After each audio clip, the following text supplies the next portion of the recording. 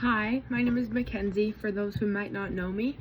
I'm doing my Disco 4 presentation for our topic of late adulthood. The topic that I chose was Alzheimer's versus dementia. This topic is very important to me because I had a grandmother who recently passed away from Alzheimer's, and it was very challenging to be expected. And I find this topic as a psychology student very interesting. I really wanted to know the specific differences between Alzheimer's and dementia. So that's what I'll be talking about throughout this presentation. The first half, I'm just going to talk about Alzheimer's disease, and then I'll talk about dementia, and then I'll end the video with the differences between the two of them. Thank you for watching my video, and I hope you enjoy. Okay, so for the first topic, I'm going to talk about Alzheimer's disease, as I mentioned. My source for this was the Mayo Clinic, so anything that I reference in there will be coming from Mayo Clinic, and that will actually be the one for my next source, my next topic as well. So, as reported by the Mayo Clinic, Alzheimer's disease is a strain of dementia. Dementia is like the overarching sort of topic, disease, whatever one might call it. And Alzheimer's, like I said, is a strain of that. Alzheimer's specifically is dealing with a buildup of proteins in the brain that causes memory loss. And it's also plaques and neurofibrillary tissues, which cause the brain to die and shrink, thus losing one's memory. My source reports that 6.9 million people in the United States that are 65 and over, and 70% that are 75 and older have experienced Alzheimer's to any degree. It starts off, you could either have early onset, that's less likely, but regardless of what form of Alzheimer's you have, it comes in stages and progressions, which I'll talk about a little bit more later. But the early symptoms are forgetting recent conversations, memory loss in everyday tasks. And unfortunately, there is no cure for Alzheimer's, especially in the advanced stages. In those early stages, there's things like medications that can help, along with therapy and just family members trying to help, jog the person's memory. Unfortunately, it's not easy to do. But, using pictures and talking about old stories and things like that can be helpful in the early stages. Once it progresses, it becomes harder to do those things because the person will actually be frustrated that they don't understand what you're talking about. It can be really frustrating for them. And then some of the other symptoms as it furthers are repeated statements, forgotten conversations. They start to misplace items that they used to know where they were. So say this hair clip, for instance. I just had it sitting right next to me. They might forget that it's sitting right next to them. And this is in the the late 50s to early 60s before this starts to happen. And that would be for really premature Alzheimer's.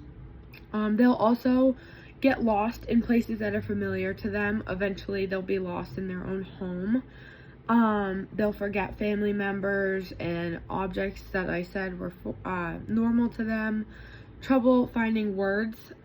For my grandmother personally, this was a really big one for her. She had a really hard time when she first was diagnosed with it's called the tip of the tongue effect, where you know what you're trying to say, but the words just won't form. This was a big indicator for us, and she was genetically predisposed, so that's another thing. It's really prominent in people who have a family history of it. My gram, for instance, her mom had it as well. But this is how we kind of knew that it was starting to set in for her. And this is true for anybody with it. And then the ending symptoms, this is so I break it into 3 stages: the early stage, sort of significant stage, and then the ending stage. The ending stage, which it was also broken down by the source, is that there's depression, a lack of interest in anything they do, social withdrawal, mood swings, lack of trust in others, aggression, changes in sleep, and then wandering and delusions, and eventually just complete depression and loss of inhibitions.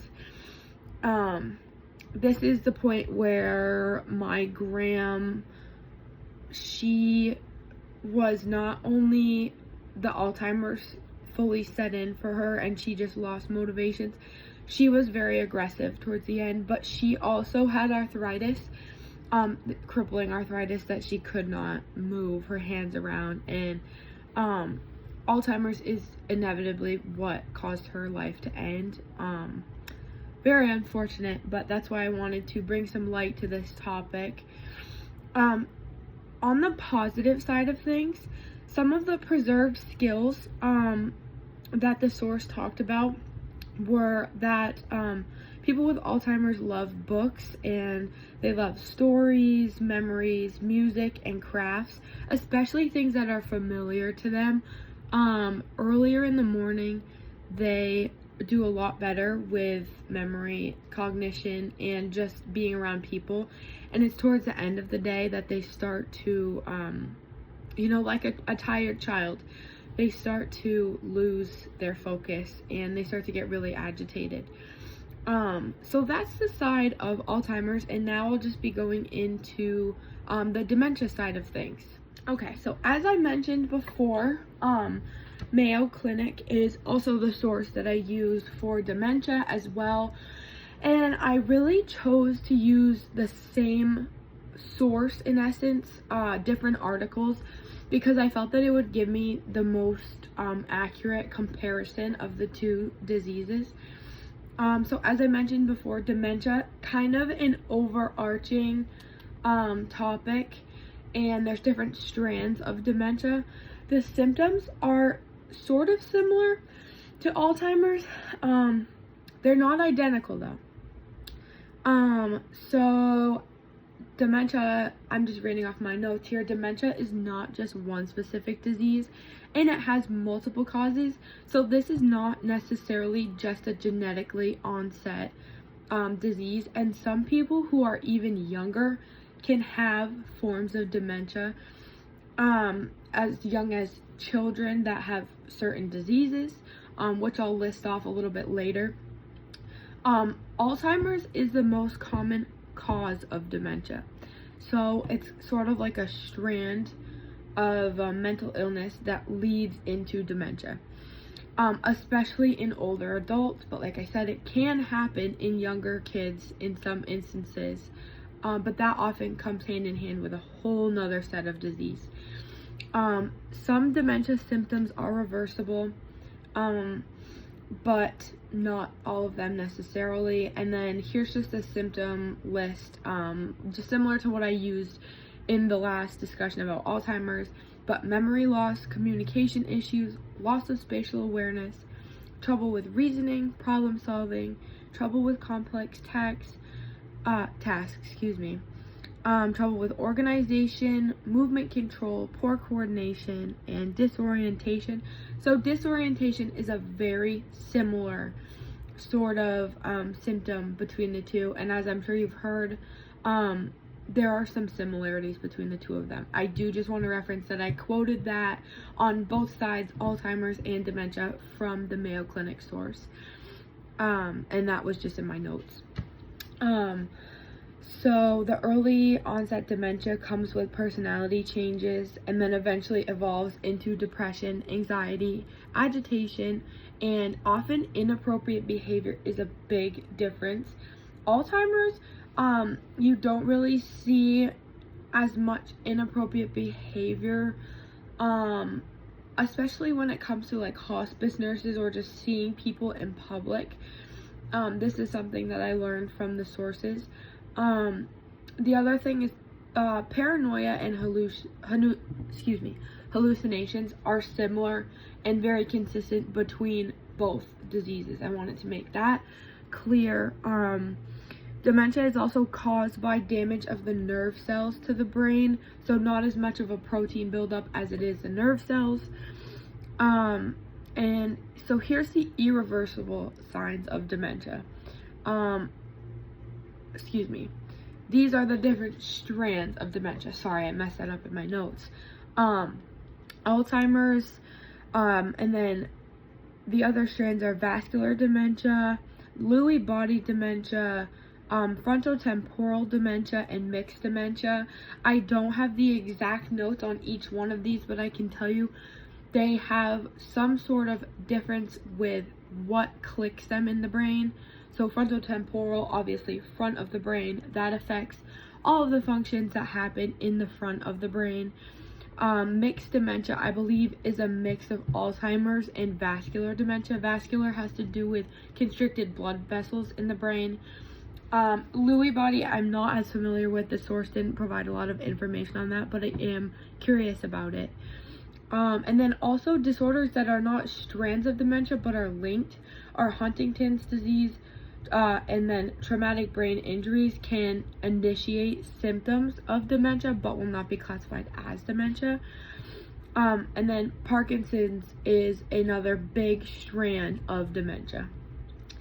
So the risk factors that come along with dementia, essentially what puts someone at risk of developing dementia are age, and then people with a family history, sort of, and people with Down syndrome as well. Both of those obviously are linked to some other sort of illness prior to dementia. It doesn't just show up on its own. And a big factor between both Alzheimer's and dementia is diet and exercise, along with cardiovascular health and alcohol and drug consumption. All of those, so having a poor diet, poor exercise, consuming a lot of alcohol or drugs does put someone at a higher risk. It can't cause you to have any sort of necessarily mental illness other than addiction, but it can kind of kickstart that process. Also head trauma, air pollution, poor sleep, lack of vitamins, etc. And this, you have to remember, is for the older population, so they are put at a much higher risk when it comes to these things anyways.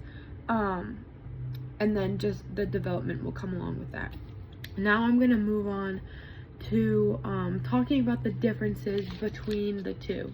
So my final comparison between Alzheimer's versus dementia, I'm going to read directly off of what the website specified for the two of these. So dementia is a general term used to describe a set of symptoms that affect cognitive abilities, memory, thinking, and behavior. It's an umbrella term. Alzheimer's, in comparison, is the most common cause / type of dementia, accounting for most cases. Progressive neurodegenerative disorder that primarily affects memory and cognitive function. So that's a direct quote from my third source, which comes from UCLA. In this source, the author talks about the PET test or PET test.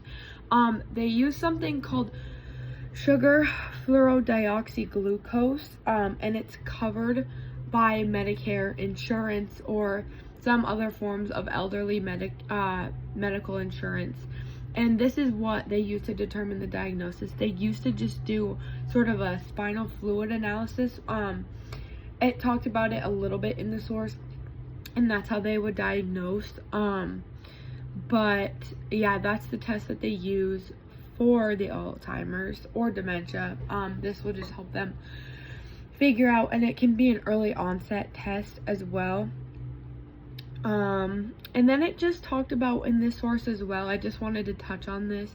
I've already mentioned a few of them before, but the types, the strands of both Alzheimer's and dementia. Well, Alzheimer's is a strand, so just more of the strands of dementia.